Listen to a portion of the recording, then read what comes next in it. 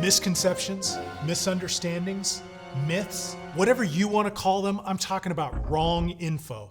And when it comes to your credit score, you can't afford to be in the dark. So today I'm going to shed some much needed light on credit scores. In other words, let's ditch all the myths. I'm Jonathan, and this is Elevate Primetime.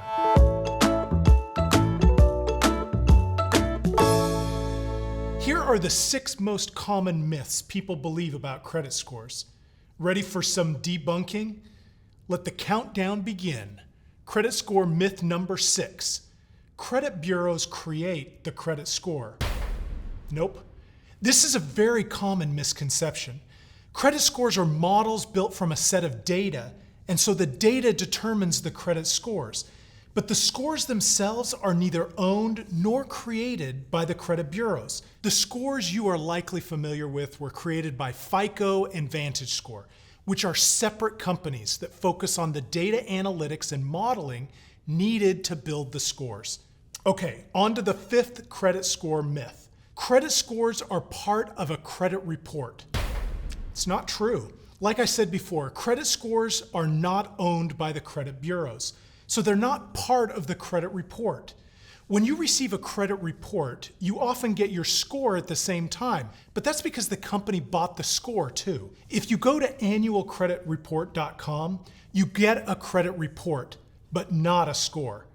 The credit score is not part of the report. The more you know. Cue the shooting star. There it is.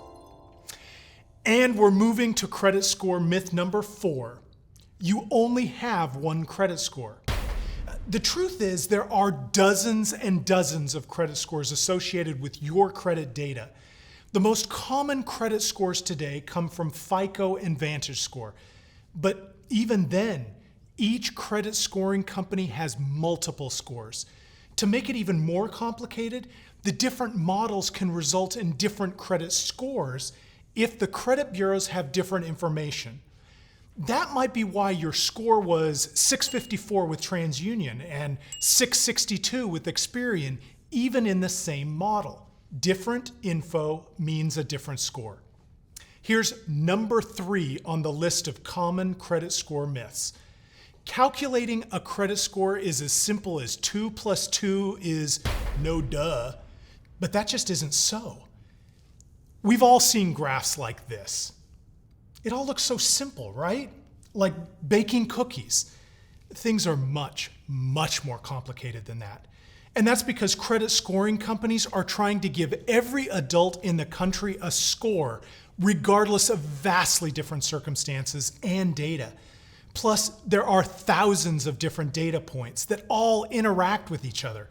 Calculating a credit score looks a little bit more like this. And that's why strange things can seem to happen from month to month.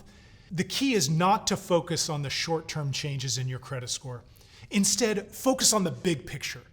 Work on paying your bills on time and keeping your debts low.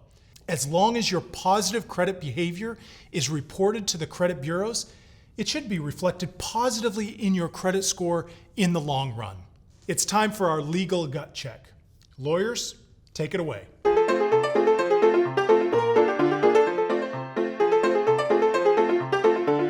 All right, on with the show. We are so close to finding out what the final 2 credit score myths are. Come on, you can do this. Meanwhile, don't forget to like and subscribe. And while you're doing that, here's a picture of a kitten. Oh, they're so cute. Okay, we're on to the home stretch. Credit score myth number 2. You start with good credit and you lose it when you make mistakes. Wrong. A credit score is built, not given. Without enough information in your credit report, you have no score. Basically, you are unknown.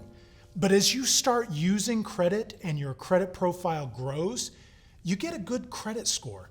Good information increases the score because it suggests you will repay your debts, and vice versa with bad information.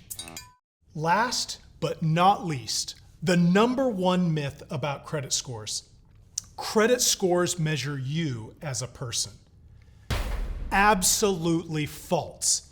I spoke with one person once who truly believed that a credit score represented whether he was trustworthy, honest, and responsible. None of that is even remotely true. Credit scores use your past to measure the chance that you will have issues paying your debts in the future. That's all. Low credit scores happen. Maybe a loved one got sick, or you had unpaid medical bills. Maybe you were past due on your credit card because you needed to take time off from work. That's not a bad person. That's a good person who hit a bump in the road. Because of that bump, you may have trouble paying your debts currently, hence the low credit score. But the great thing is, you can build it back up.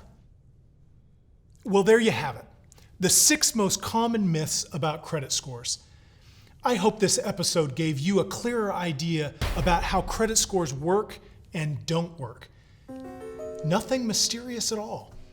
And if you want to learn even more about credit scores and what you can do to improve yours, head on over to elevate.com. It has tools that can both help you add up to 40 points on your credit score and reveal ways other people improved their scores. Don't forget to hit subscribe so you don't miss any future videos. And as always, you got this. Bye for now.